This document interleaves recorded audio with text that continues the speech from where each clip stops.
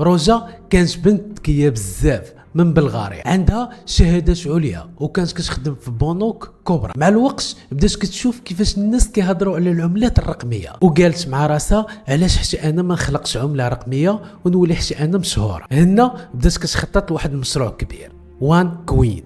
And to everybody who tells me that I violate the philosophy of cryptocurrency, guys, we are a bigger community.